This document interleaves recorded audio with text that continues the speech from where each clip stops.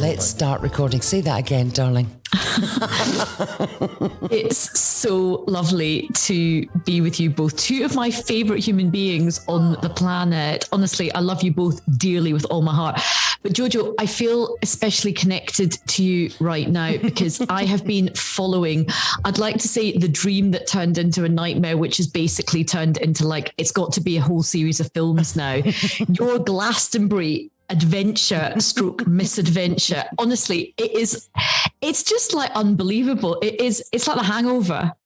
Do you know, the thing was, everyone was so surprised that I was so calm about it, but it weirdly added to my Glastonbury experience. It was just like how I go to Glastonbury for the first time. I lost my keys in Glastonbury. It's just like, it was epic. What I loved is like, it was like telling the story through your Facebook post. And the first one is like, hi guys, living my best life, lost my keys. I don't think that's going to be too much of a problem. Then you cut to the later post and it's like, oh, fuck, I think we're going to have to get a hammer and smash the window. And the next one is like, you just hear this flapping sound and you're like, this is the bin bag, which is now the window. Honestly, I fucking loved it. It also made me very glad that I wasn't at Glastonbury. Oh God, it was, what an epic experience. It genuinely was. I loved every second of it. And I am loving seeing you again so soon because it wasn't that long ago. We had a very impromptu meet up in a bar in Edinburgh with your fabulous friend that I've fallen in love with. We had a great time. We had a fabulous time. Well, hopefully soon to be repeated when I come up for the festival. Because you are coming up to the Edinburgh Festival, and please tell us what you're up to. Well, I am sort of kind of revisiting a theme that I explored a couple of years ago with my political stand-up show called State of the Nation. Mm-hmm. And it was called State of the Nation, Politics, Power and How We Lost the Plot. And so I'm kind of resurrecting that, but I'm combining it with my Times Radio comedy hour that I do where I get like a couple of stand-ups. You've both been on my show and we crunch through the week's news and it's really popular. People love it. So I'm bringing that to life and we are going to be at the Gilded Balloon. We're going to be recording this sort of panel discussion with myself, a couple of comedians and a political guest. And we're resurrecting State of the Nation. It's now power, politics and tractors. Tractors? That's perked you up. Because of the porn. Yeah. Right. Of course. The man. Because of the naughty man. The naughty man and his tractor porn. I was only looking for tractors. Did he track I've got a combine harvester and I'll give you the key. That was a song, wasn't it? That's exactly, it's don't like mention keys. Don't. It's like Cornhub. That is the new thing, basically. Cornhub. Eerier. Put it away. Can I ask you a question? Because we can see you, obviously, and you're in front of a brimming bookcase full of books. Are you doing a Nicola Sturgeon to appear intelligent with all the paperbacks behind you? Or have you read all those? Of course I haven't read any of them. I can't read. Don't be ridiculous. Neither can I. Normally it's just like, it's all comics and things like that. No, I have read some of them. I haven't probably read all of them, but no, I'll tell you why I did put them up because I've just recently moved in and the rest of the house is either very bare or it looks like a charity shop. So this is a totally fake, curated to make me look like I'm a functional human being. Mm-hmm. We all have to try and pretend. You've just moved house? Well, I say just about 8 months ago, but It feels like I've just got loads of boxes still, when you just feel like, because time goes by so fast when one goes down the path of life. Oh, that's so true. And do you feel that you have a steady rudder guiding you through the choppy seas of life? I'd love a steady rudder. Oh, honey. How did you manage to make that sound absolutely filthy? I'd like a steady rudder. That's rich coming from a thrush victim. Pipe down. That's what she brought back from the festival. I love it. My podcasting partner went to Glastonbury and all she brought back was his lousy yeast infection. Oh, she's a dirty lady and no reprise. It's a meeting of minds. So can I ask you a question? Because I know your political background. Mm-hmm. How did you get into the comedy side of things? Because for people that don't know, you're not just a broadcaster, you're also a comedian. So the comedy thing happened. I think it kind of happened because I sort of had a quarter life crisis. I was sort of around the age 24, 25. I was working in the civil service. So, not a pro-political job, but very much in the heart of Westminster and government and working with politicians. And I just suddenly could see my life panning out. And it was not a bad life, don't get me wrong, but it was very much doing a full-on job, going to the pub at night with your work colleagues, talking about work all the time, then having sort of weekends of just getting drunk and then going back to work. And I could just see this was going to be my life for the next however, decades. And I just thought, I just want to do something a bit different. And I went out with my really good friend that I worked with at the time. We got really drunk and we drew up a list of like fantasy things that you could do if you could do anything. So she's like, I'd be a cabaret singer. And I was like, oh, I'd be a stand-up comedian. And she was like, oh my God, you should totally do stand-up. You're so funny. And I used to, I've always sort of hopefully been funny from a young age. And people had always said to me, you're really, really funny. Anyway, weeks passed, nothing of it. She comes up to my desk at work, slams down a newspaper and goes, you have got to do this. And it was a course in stand-up comedy. It was the first ever course that Logan Murray ran. And he is this the very first one. It was with the Amused Moose. And she's like, you've got to do it. It's fate. So I did this stand-up course in comedy and it was amazing because that first batch of us had some incredible people. Rod Gilbert did it. Oh, wow. Greg Davies did it. Some amazing people. They all went to be really rich and famous. And I ended up working for the Labour Party. So some of us had diverging paths of success. But that's how I got into it. And so I just started gigging loads. I was sort of leading a double life because by day I was this quite boring, serious government Whitehall press officer. And then by night I was gigging all around the country. And I loved having this secret double life. But you have completely managed and still can maintain that double life. Do you know what I mean? You still managed to do stand-up and do comedy and have a serious job without landing up in the papers or any headlines of madness of Ayesha Hazarika. You've smashed it. Well, just wait till we have our night out in Edinburgh. Oh yeah, I'm on a mission to bring you down, girl.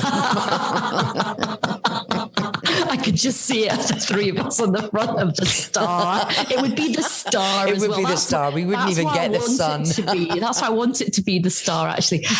No, that's very kind of you to say. I mean, I think that I was an early adopter of the sort of side hustle and being a polymath. Because I think when I was kind of making my way in the world, I was I was told I couldn't do loads of things. From a very young age, I was told like, you can't work in politics because you're a brown woman and that's just not going to happen. Then it was like, well, somebody like you couldn't be in stand-up comedy because again, you're a brown woman and that's not the place for stand-up.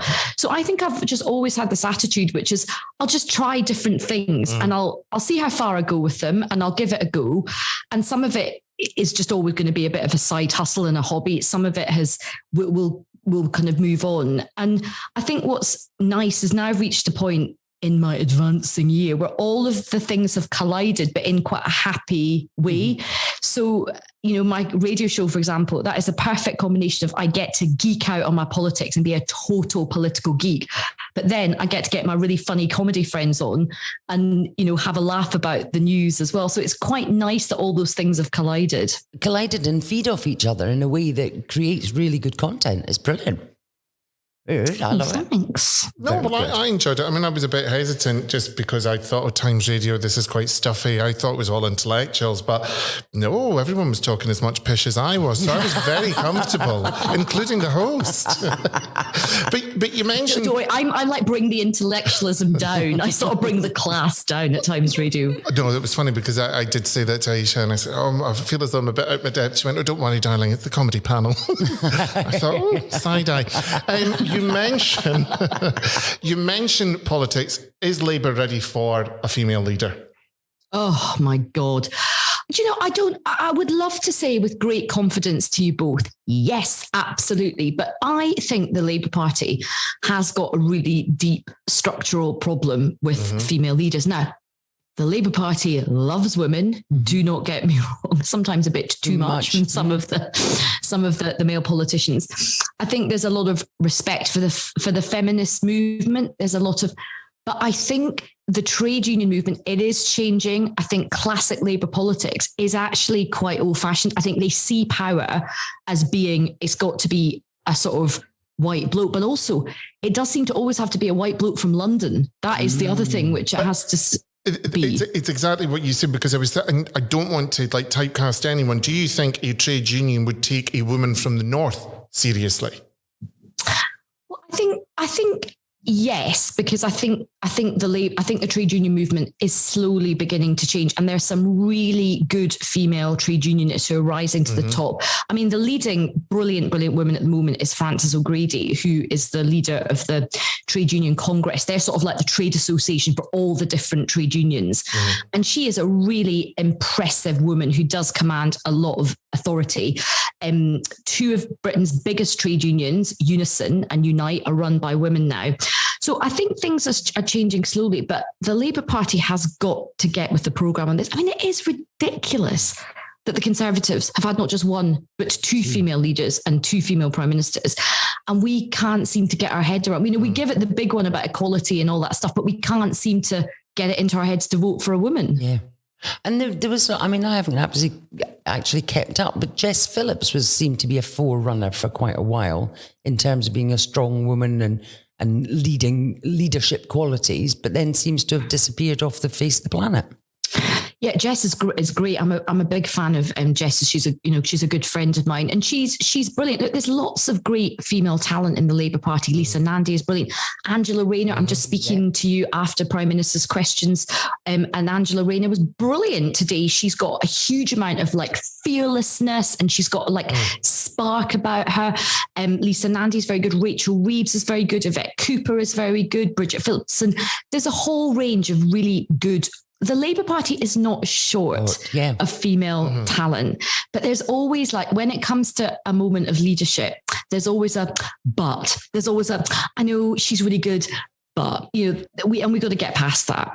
And talking of female leaders, we were just discussing earlier about our very own Nicola Sturgeon and her announcement of a referendum next year, 19th of October. What are your thoughts? Do you think it is going to happen? Do you think it's just a play on her part to keep people who want independence happy that she's doing something, but that it won't actually come to pass? Or do you think, like some people said yesterday, it was fantastic deflection for the more predatory members of her party that have been in the news recently? You discussed that with politics. I think it's a problem across all parties. Unfortunately, I'm not taking the mick out of that. But a lot of people had said that, it's to appeal to the masses, and it also it helped shift to, that was the front page as opposed to whoever, if you see what I mean. No, I think that is a fair point, and I don't think the SNP have covered themselves with glory over this case of sexual misconduct and the really horrible realities. We were joking earlier. I mean, my thing is called power politics and tractors. I mean, we have got to a stage where, I'm sorry, there is an absolute stench in politics right now, and it is across all different parties. Yeah. I mean, nobody can claim the moral high ground on this issue, because there are total complete creeps in every single political party, and they sort of get away with it. So I don't know if this has been deliberately done to sort of, to kind of dead cat strategy that, but I do agree it does provide a distraction. I think, to Joe's two questions, what do I think about it? Do I think it will happen? No, I don't think it will happen on the date she wants next year. I don't think on the 19th of October, 2023, we will, certainly you guys will be trotting off to the ballot box. But I think she's had to do it because there is a lot of anger within the movement. Yeah. I speak to a lot of people across the SNP who are like, come on, when are we going to go? When is the right time? When is the perfect time going to be? And I think that's what the difficulty is for her. There is no perfect time. So you can cut it different ways. Like, you can look at the mandate that the SNP has got, and it has got a big mandate. It's still a very popular government. That doesn't mean it's a completely successful government, by the way. You look at the drugs deaths, you look at, the ferry situation, you look at sort of education standards, problems in the health service. Scotland is not a sort of a magical unicorn place. Sometimes in England, people write up this narrative of Scotland that everything is perfect. Yeah, free prescriptions and everybody's, running around hugging each other. They've not seen the state of the roads. That's all I'm saying. And so there's all of that, but I do think that there is an argument as well, which is two big things have happened since the 2014 referendum, and they are the two Bs, Boris Johnson and of course Brexit. And so it's going to be, so I think the Supreme Court will come back and say you don't have the jurisdiction. But what I think you will see is it will be interesting if they do go through with their threat, which is at the next general election, they literally just put forward a manifesto with one line, and one question, which is, do you want Scotland to be independent? Yeah. I think October was foolish, particularly for the gay community, because people are planning their outfits for Halloween. Mm-hmm. So I just, I kind of think, come on, Nicola, think about your electorate. You're being a wee bit selfish here because... Look at the grid. Well, exactly. That's the whole thing. I want to ask another question, actually, because you have obviously been in politics now a considerable amount of time without being rude, the length of time that you've been involved. But in terms of, again, across the board, politics was very much seen for a long time as a vocational job, something where people very much didn't go into it for the money. They went into it to make a difference in society and for the communities around them. But now it feels like a lot of politicians are doing it for their own benefit. They're arse covering at the risk and detriment to their community rather than for the community. What is the shift that you've seen, or do you just see that it's just a bit icky at the moment and it will get better? So I think there's definitely a narrative at the moment, which I totally understand and I feel it myself, which is you look at everything that's going on and you think, my God, is this the most rotten lot of politicians we've ever had?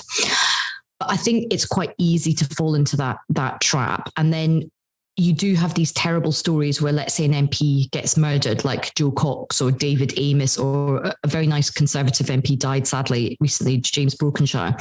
And when an MP like that passes, everybody goes, oh my God, actually, they were really good. And people go, oh God, it's really important to remember that not everybody in politics is a wrong un. And actually, there's a load of people, they don't get the headlines. They're not famous. We don't really hear about them, but they're actually really good constituency MPs and they do work really hard for the people who elect them. And they do good things in Parliament. So I think it is important to remember that not everybody in politics right now is some horrendous, like groping, corrupt bastard, basically. And I think that is really important to remember.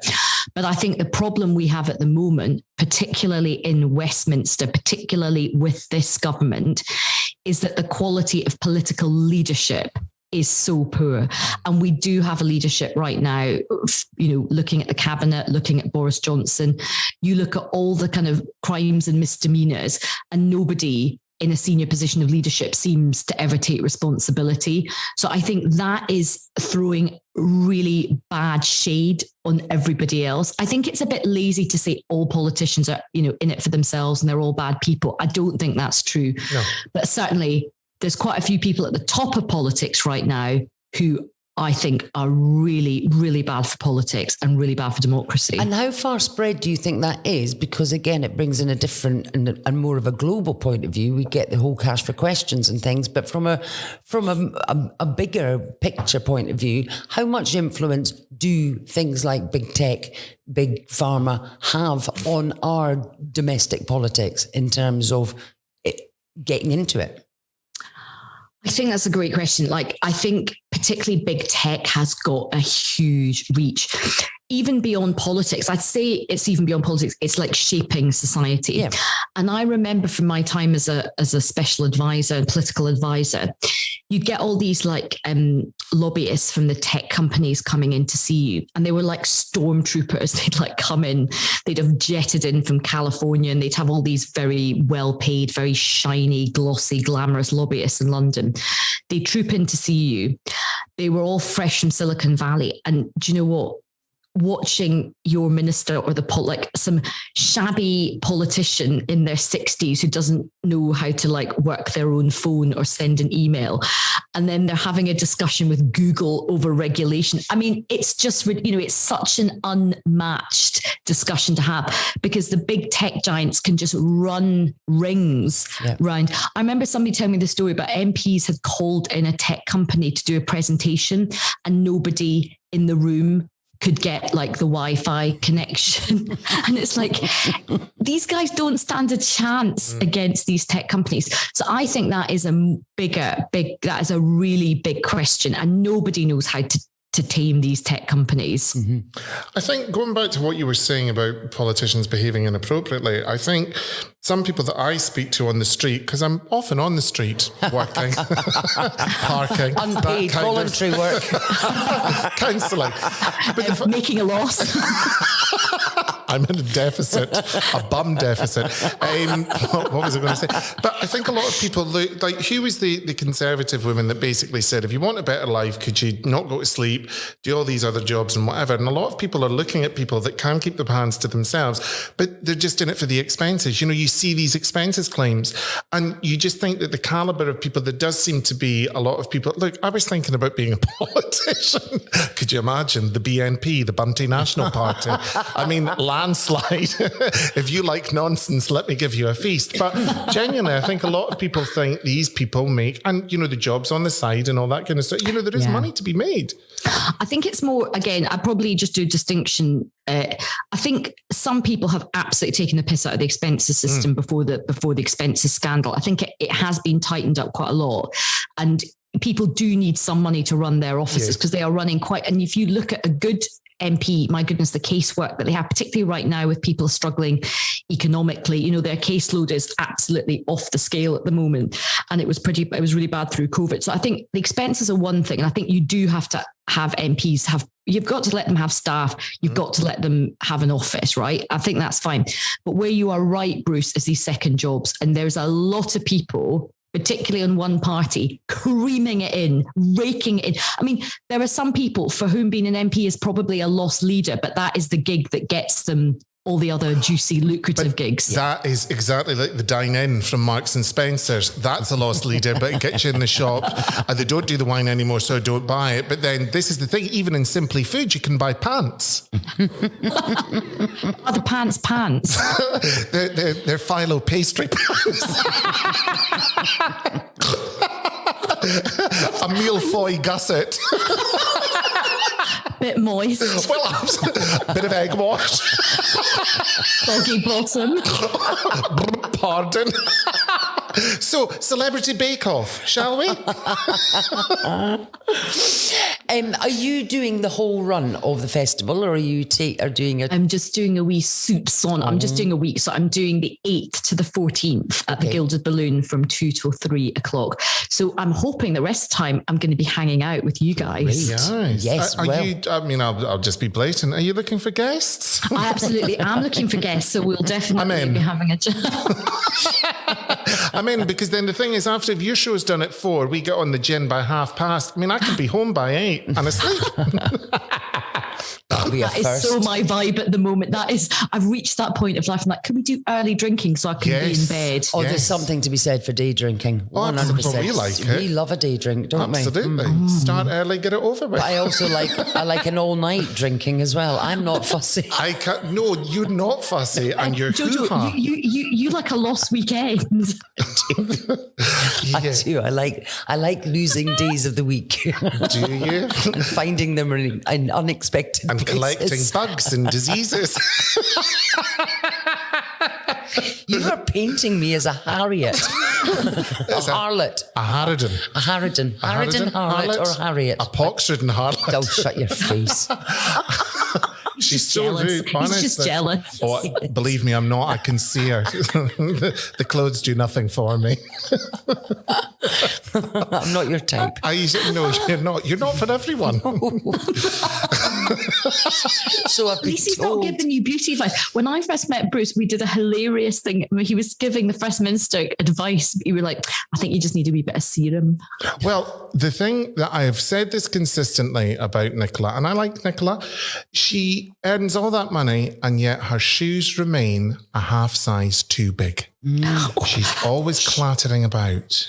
You know, I actually, I'm a big fan of Nicola Sturgeon, but one of the things I think is amazing is how she walks around in those high heels. Did you see I when? couldn't do it. I couldn't do it. Did you see when Tracy Ullman did her? Yeah. Which ultimate compliment to be, pastiche. And she got out the helicopter, and I was like, oh, the shoes, they're just a wee bit too big. Oh, that attention to detail, did she? Marvelous! Because you could see the Skoll gripper thing for your heels. Because are you old enough to remember when your mum used to go into Dulce's and ask for the pop sock? Pop sock. Those my honking God. pop socks. to try on your shoes. Disgusting. Yes, and it was Sock. rigid. It was like a panty liner for your feet. So American Everybody shared. Yeah, because they were like, "Oh, you're trying on sandals, madam. You'll need a pop sock." sock. And my mum just used to go, "Pop sock." Mary giving it large in Salisbury's. Anyway, that's near Glastonbury. Ayesha, we can't wait to see you in August, and thank you so much for joining us. it's been such a pleasure. I cannot wait to see you in real life very soon. Because I wasn't Fabulous. able to make the impromptu No, you Edinburgh weren't. date because We had I the had impromptu Edinburgh. daddy issues. Yes. Which isn't what it sounds. No, it's it does an not actual sound- father that has issues. Yes. You know, I'm not one of these trigger DVDs. You've got many other issues, but daddy issues isn't one of them. Yes, no, because I'm my own dad. And the dog's mum. Ayesha, big kiss, you're a doll. Mwah. We'll see you very soon. Love you Bye, loads. bye, bye. See you later, Bye, love. bye. Bye. Bye.